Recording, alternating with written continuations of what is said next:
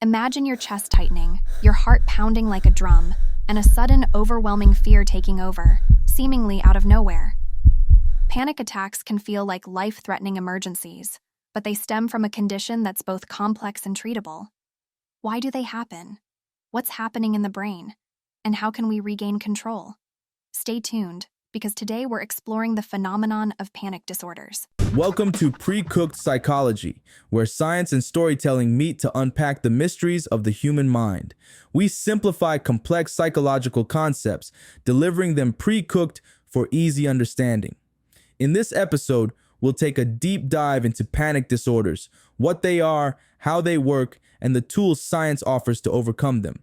Whether you've experienced panic attacks or are just curious about the mind's inner workings, this episode is for you. So let's dive in.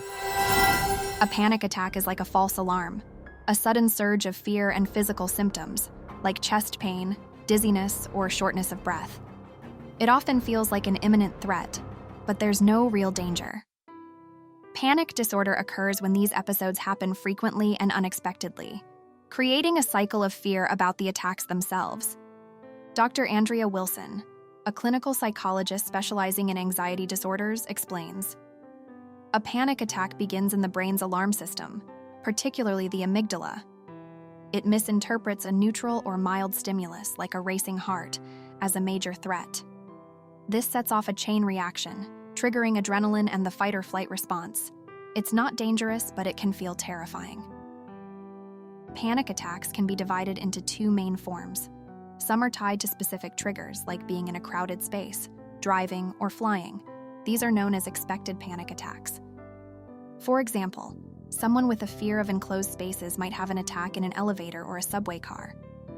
On the other hand, unexpected panic attacks occur seemingly out of nowhere, with no clear trigger. A person may be sitting calmly at home when suddenly overwhelmed by intense fear.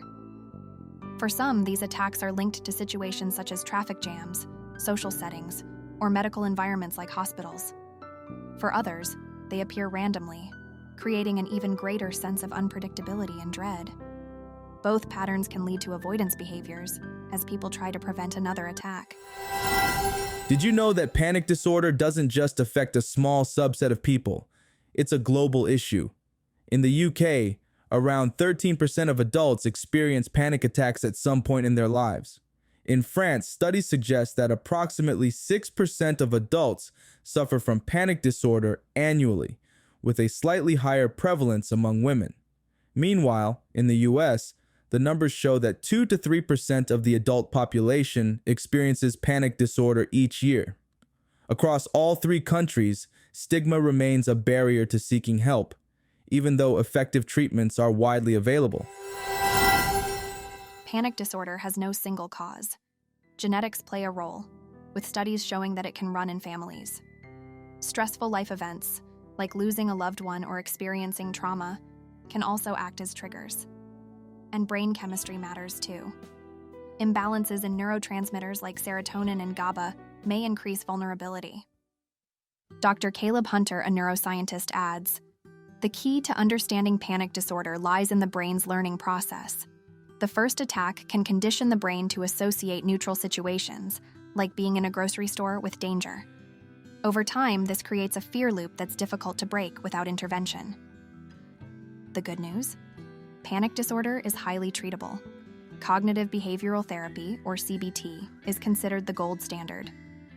It works by identifying and challenging the catastrophic thoughts that fuel panic, like, "I'm having a heart attack," and replacing them with more realistic perspectives. Exposure therapy, a component of CBT, can also help.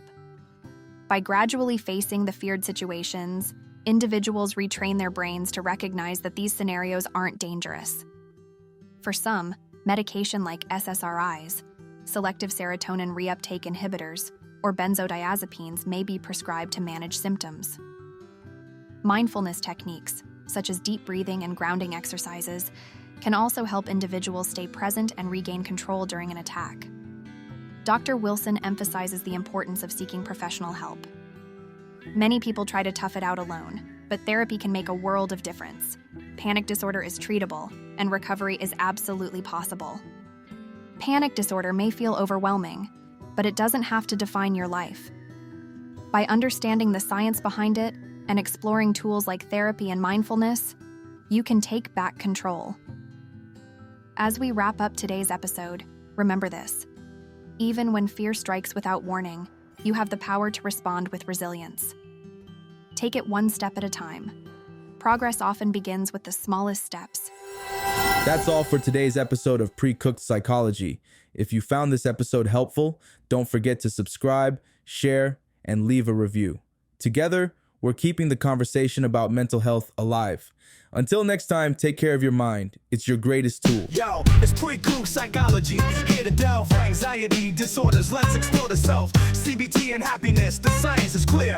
We're breaking it down. No need to fear. Mental health matters. The mind's a maze. We're shining the light through thought-filled days. Emotions and growth. The stories we tell. Precooked and fresh where the psyche dwells. So tune in now. Let's spark the quest. Precooked Psychology, where your mind's at its best.